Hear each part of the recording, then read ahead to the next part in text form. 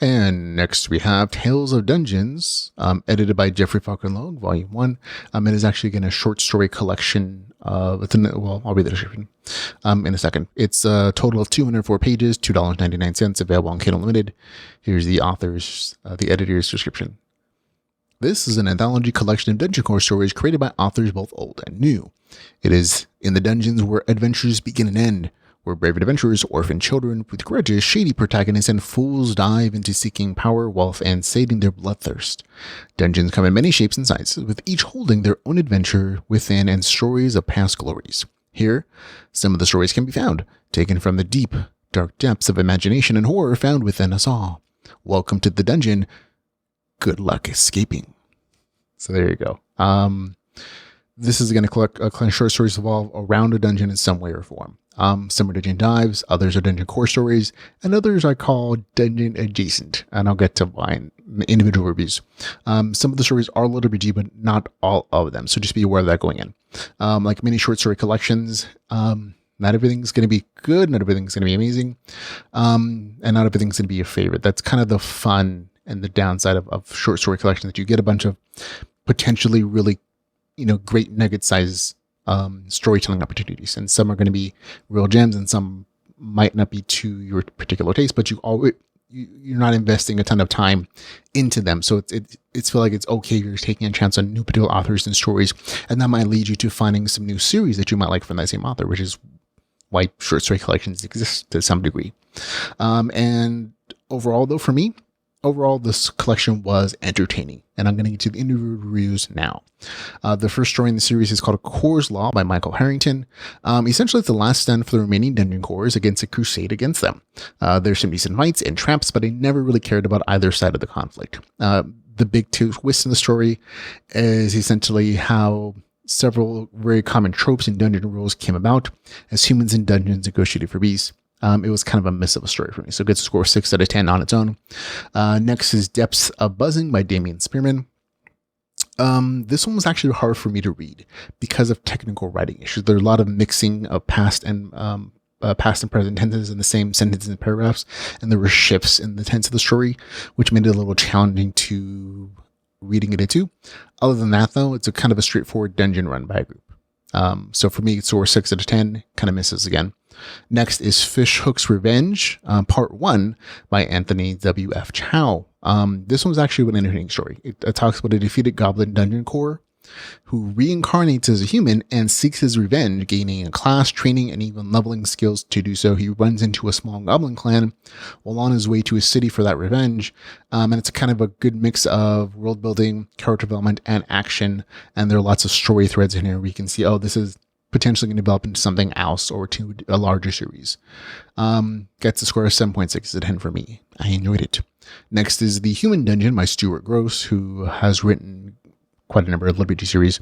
It's a short story about a bard/rogue falling for the enticements of a trio of hot ladies and ending up the sacrifice to make a dungeon core. It's funny, and while there's a little bit of sexuality to it, there's no graphic sex, but there are some interesting world and character building moments that I found entertaining, and overall gets a score of 7.5 out of 10. I had a good time with it. Next is Nature versus /Nurture and Necromancy. So Nature versus Necromancy by Raymond Johnson, who, full disclosure, also works for the podcast. He's a host of our show, the LitRPG audiobook podcast. This was genuinely the best story, in my opinion. Again, he kind of works for us, so he's part of the LitRPG podcast family. But at the same time, I would be honest with you guys, if it wasn't entertaining. This was kind of a very unique perspective in that it doesn't really revolve around the dungeon dive experience. It really just focuses on the dungeon cores. It kind of has this good buddy dungeon story at the beginning that's very light, fluffy, and humorous, and then plenty of summarized monster evolutions, and then this like dark twist that I thought was really great. And I generally mean that it was a really nice dark twist, and I could see it leading into like this larger entertaining story with actual like more developed dungeon mechanics that are detailed and explained. But it kind of just has this nice crispy nugget of a story that I really liked. So much so that I give it a score of 8 out of 10. So it's great short story. Next is Proving Grounds by Nick Tesoro. This is actually the longest of the short stories. It actually takes up like 20% of the novel.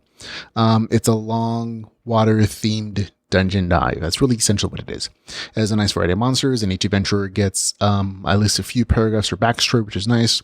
It wasn't an amazing story. It's essentially a pretty decent dungeon dive with, good action. But it also reminds me why I never liked water levels in video games, which is probably its point. It gets a score of 7.1 out of 10 for me. Next is Sword and Claw, The Lost Dungeons by Miles Trombley. Two girls playing an MMO get an early lead on a hidden dungeon, but end up helping an NPC villager, who happens to be hot, get revenge on the demon that destroyed his city. I'm not really sure this is if there's a dungeon here at all. It kind of just felt like it was a straight adventure with a couple of trap sections and a fight with an end twist. The dialogue was a little bit stilted sometimes, which kind of ruined some of the potentially funny banter moments. Other moments are very funny and cute. But overall, it was hard to keep me engaged with this particular one. So for me, it gets a score of 6 out of 10. Didn't quite work for me, but other people might find it very entertaining. Definitely go give it a chance.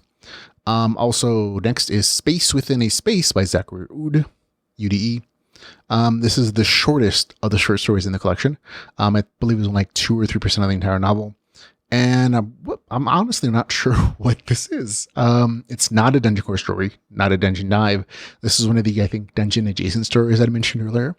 I think it might be the start of a dungeon core novel that was submitted.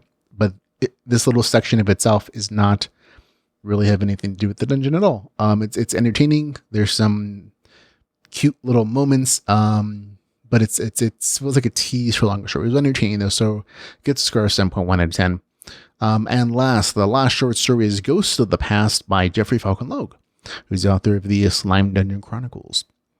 This one, again, also feels like it's dungeon adjacent, and that it feels like it's the start of a longer story. It has good world building, good action, but again, no actual dungeon again. So I think it really is just like a beginning section or a potentially side story of a character in an actual dungeon core novel that he might be writing. Still, it was entertaining enough that I wanted to read a longer story with these characters. So gets a score of 7.4 out of 10 for me as a short story. So there you go. Overall, the entire collection, I liked more of them than I didn't, and there's definitely a couple gems in here. So it gets a score of 7.2 out of 10 as a collection. That's Tales of Dungeons with a score of 7.2 out of 10.